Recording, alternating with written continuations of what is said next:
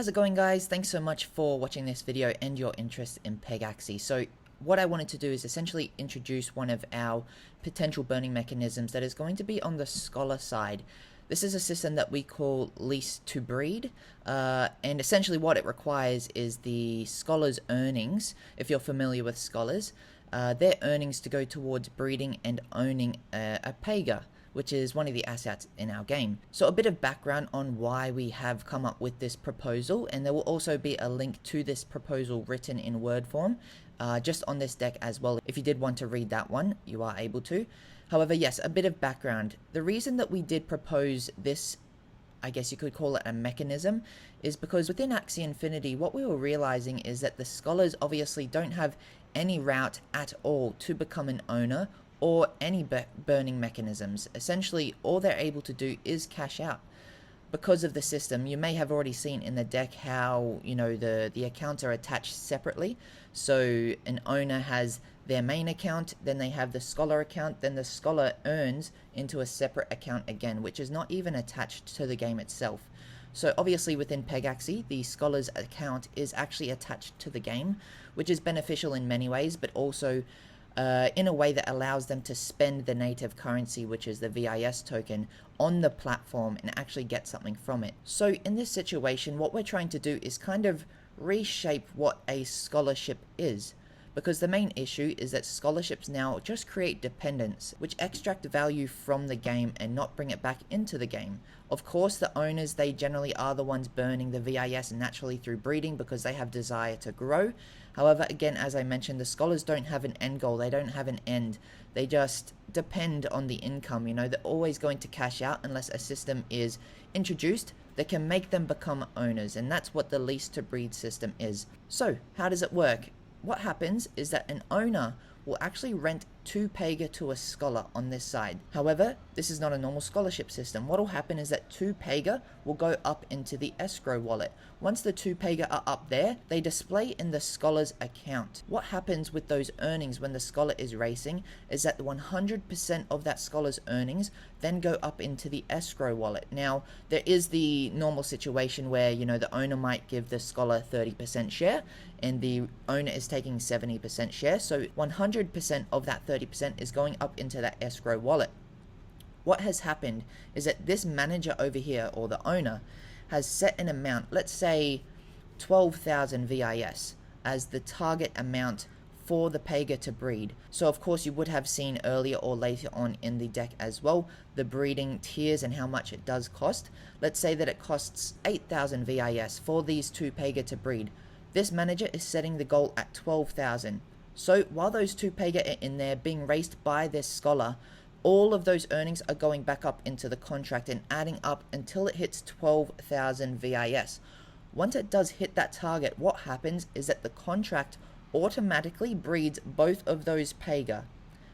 When those 2 Pega breed, that newborn then goes to the scholar. Those 2 Pega that were being rented then go back to the owner, plus the profit, because it only cost 8,000 to breed, plus there was another 4,000 on top that the owner set. This could be considered a breeding premium. Of course, the owners want it to be profitable, for them to be able to provide a new Pega to the scholar, because they're going to lose that scholar. So the extra 4,000 then goes to the owner as well. However, this scholar is now considered an owner. If this scholar does want to develop a scholarship system or a breeding system, of course they're able to do this once again with either the same owner or another owner.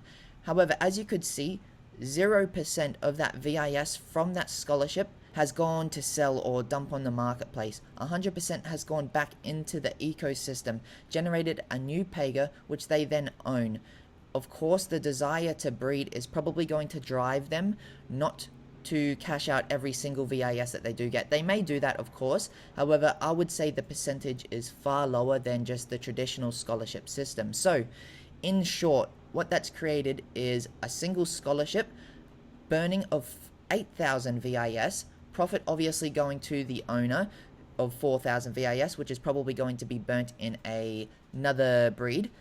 That owner has only increased their breed counts of 2 Pega by 1, which is totally fine, and then the scholar is now an owner.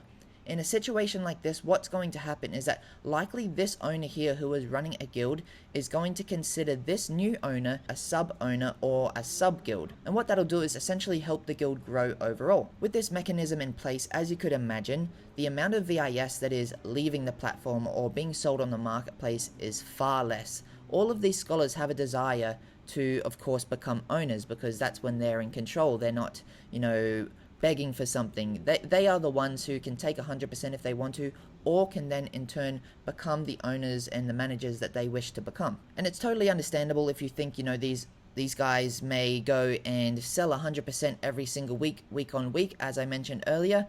However, again, the desire to become a manager and the earnings that can come from them breeding and getting scholars of their own is far higher than it would usually be. Having to save it in their own pocket. When the price pumps, they'll just go and sell it anyway. So this kind of removes the desire, but also makes the guilds feel a lot more safe and a lot more secure with giving out those scholarships, because they know in turn it's going to help the economy in the long run and prevent that selling pressure as well.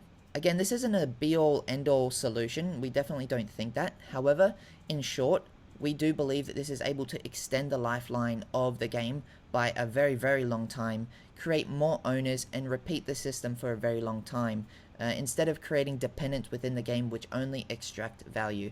And this is all enabled by our framework that is all on chain, which is able to identify the difference between an owner and a renter. And that's really, really important. So if you guys did have any more questions about this system, I know it may not have been too clear with the way that I have explained it. We do have the written form that I wrote in Basecamp. There is just a link down the bottom that you are able to click, and you're able to read it, and it'll probably make a lot more sense. However, hopefully this is clear enough. I appreciate you guys checking it out and making it all the way to the end. Any questions, just reach out. Cheers.